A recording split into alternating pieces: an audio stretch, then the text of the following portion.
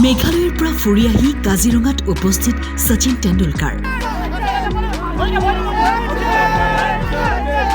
ক্ৰিকেটৰ ভগৱানক উষ্ম আদৰণি। কাজিৰঙাত দুদিন কটাব নান্দনিক পৰিৱেশৰ মাজত। চাওক লেজেণ্ডগৰাকীক চাবলৈ ভিৰ অনুৰাগীৰ।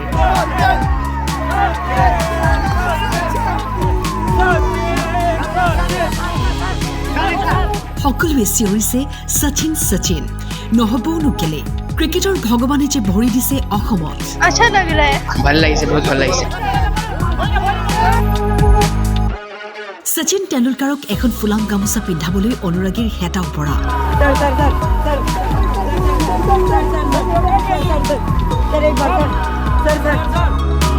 বাহনৰ ভিতৰৰ পৰাই সকলোকে হাত জোকাৰি সম্ভাষণ জনালে খেলুৱৈগৰাকীয়ে।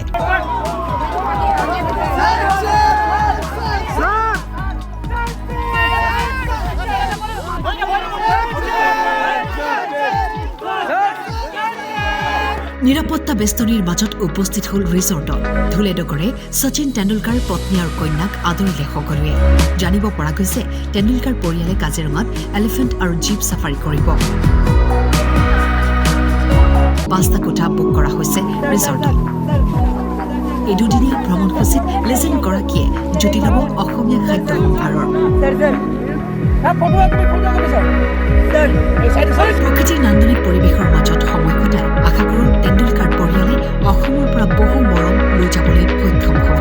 আমাৰ ক্ৰিকেটৰ গড শচীন তেণ্ডুলকাৰক লগ কৰিব আহিছোঁ। আমাৰ নিচাত প্ৰথমবাৰ কাৰণে আহিছে। আমাৰ এইটো জেগাৰ কাৰণে বহুত ধুনীয়া কথা। তো তেওঁৰ এটা অটোগ্ৰাফ ল'বলৈ মই এটা বেট লৈ আহিছোঁ লগত।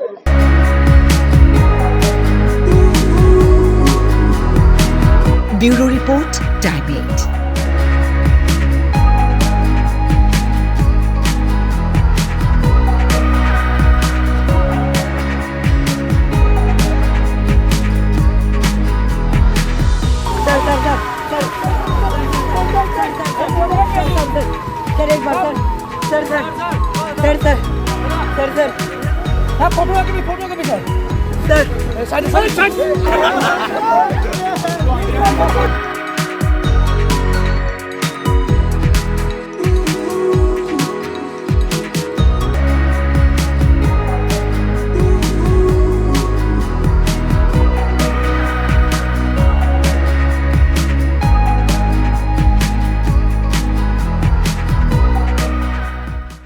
আমাৰ ক্ৰিকেটৰ গড শচীন তেণ্ডুলকাৰক লগ কৰিব আহিছোঁ। আমাৰ নিচাত প্ৰথমবাৰ কাৰণে আহিছে। আমাৰ এইটো জেগাৰ কাৰণে বহুত ধুনীয়া কথা।